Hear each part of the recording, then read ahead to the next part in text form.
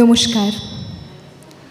অনুষ্ঠান প্রারম্ভেই আমরা কবিগুরুর প্রতি শ্রদ্ধার্ঘ্য জ্ঞাপন করছি এবং আমাদের বিভাগীয় প্রধান সহ সমস্ত সহশিক্ষক শিক্ষিকা সকলকে প্রণাম জানিয়ে এবং বড় দাদা দিদি ও ছোটদের আন্তরিক ভালোবাসা ও স্নেহ জানিয়ে এই অনুষ্ঠানের শুভ সূচনা করব শরতের অতিথি আবহন। আজি কি তোমার মধুর মূরতি হেরিনু শারদ প্রভাতে, হে মাত বঙ্গ শ্যামল অঙ্গ ঝলিছে অমল শোভাতে। আহা, কি সুন্দর লাইনগুলো, তাই না? একদম যেন মনে গেঁথে যায় বল। নিঃসন্দেহে রবি ঠাকুর হলেন এক এবং অনন্য, যিনি নিজের সৃষ্টিকেই বারবার অতিক্রম করে গেছেন। সত্যি এর মাধুর্যই আলাদা। আচ্ছা, তুই কি একটা জিনিস খেয়াল করে দেখেছিস? কি বলতো?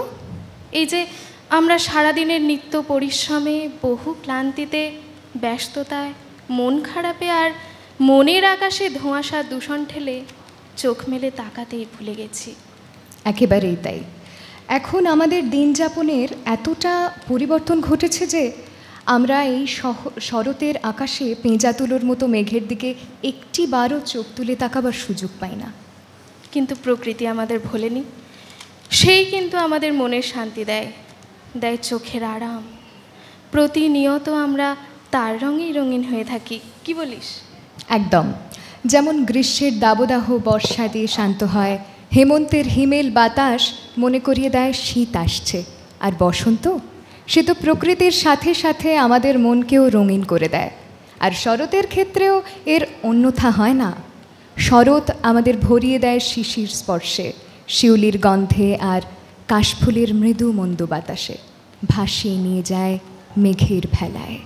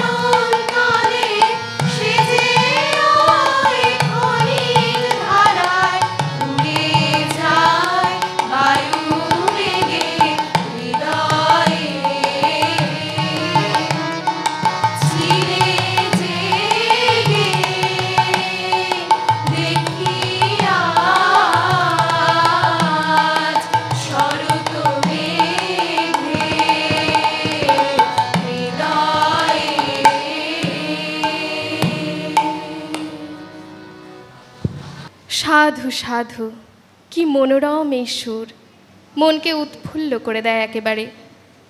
কবিগুরু তার কাব্যিক নিপুণতায় প্রতিটা ঋতুকে আলাদা আলাদাভাবে স্বাগত জানিয়েছেন, জানাতে শিখিয়েছেন অতি যত্ন।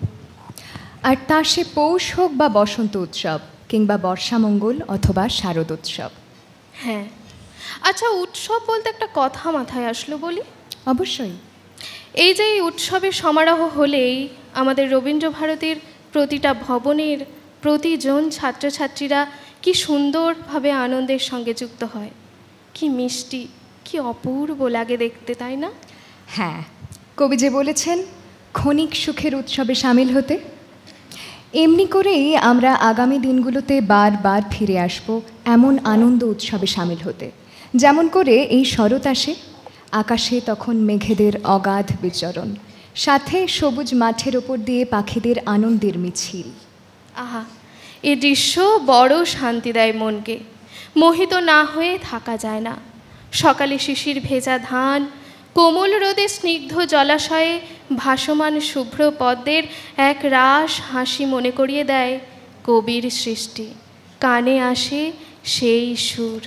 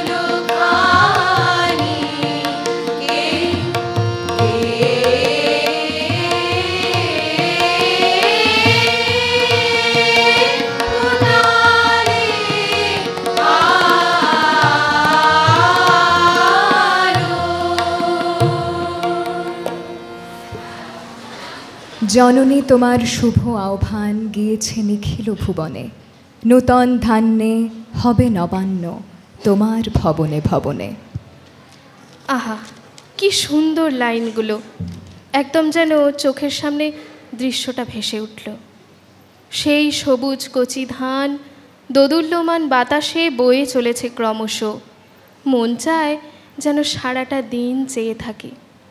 এখন তো স্মার্টফোনের যুগে ফেসবুক রিলসে মত্ত সবাই, এর বাইরে তো আর কিছু অনুভবই করা হয় না।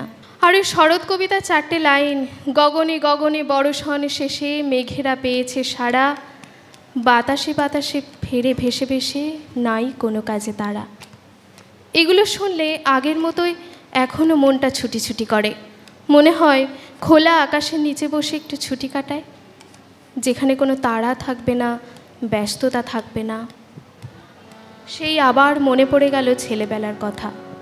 ওই যে রে, শরৎ এলেই মনে হতো ছুটে বেড়াই, খেলা করি, মেঘেদের সঙ্গে ভাব পাতিয়ে এক দৃষ্টে তাকিয়ে তাকিয়ে দেখি আর দৌড়ই।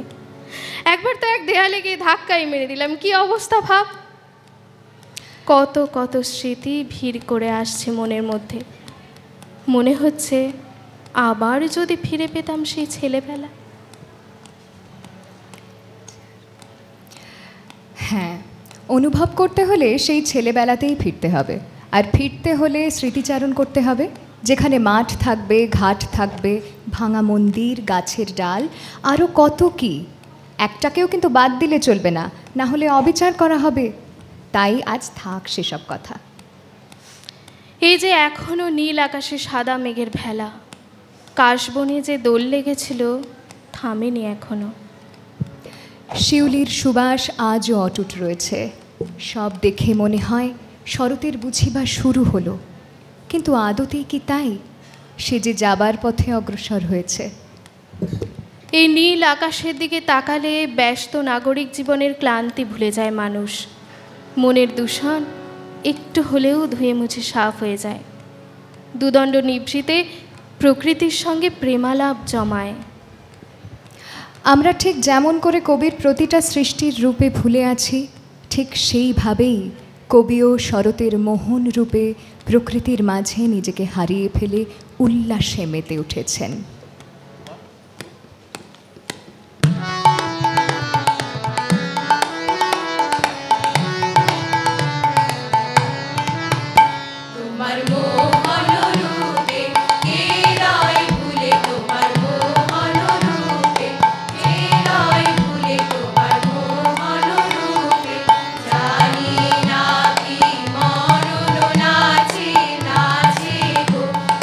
চরণ মূলে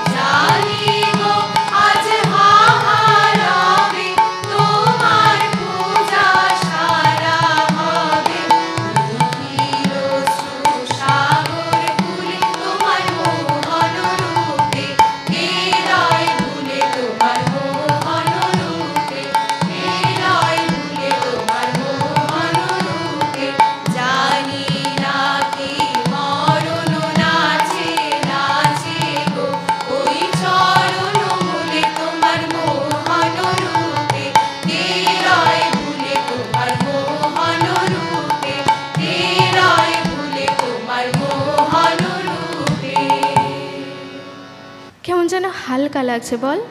শুধু কি তাই, মনটাও যেন আজকের আকাশের মতোই ঝলমলে হয়ে উঠেছে। আছে আছে, শরতের মধ্যে একটা নিবিড় গভীরতা আছে, নির্মল আনন্দ আছে, যা কবিকে পাগল করেছিল। কবির দৃষ্টিকে করেছিল উন্মত্ত, মনকে করেছিল দুরন্ত, আর তাই তো তার সৃষ্টি আজও প্রাসঙ্গিক, বয়ে চলেছে দূর দিগন্ত। শরৎ প্রকৃতিকে অপরূপ রূপে সাজিয়ে যায়, যার আবেশে অতি সাধারণ মানুষও ভাবাবেগে আপ্লুত হয়, অবসাদগ্রস্ত মনেও নতুন প্রেরণার সঞ্চার করে। কি অপরূপ রঙিন করে সাজিয়ে তোলে প্রকৃতিকে। কবি তাই বলেছেন, আজ শরতের আলোয় এই যে চেয়ে দেখি, মনে হয় এ যেন আমার প্রথম দেখা। আমি দেখলাম নবীনকে, প্রতিদিনের ক্লান্ত চোখ যার দর্শন হারিয়েছে। এই শোন না। হ্যাঁ বল। আমার না আরেকটা গান শুনতে খুব ইচ্ছা করছে। বেশ তো। এমনিতেও আমরা কখন যে আমাদের অনুষ্ঠানের একেবারে অন্তিম লগ্নে চলে এসেছি তা বুঝতেই পারিনি। তা বলে মন খারাপ করিস না। এই শরতের মতোই আমরা আবারও ফিরে আসব নতুন রূপে, নতুন ঋতুকে সঙ্গে নিয়ে। আজ তবে শারদোৎসবের শুভ সমাপ্তি হোক কবির গানেই।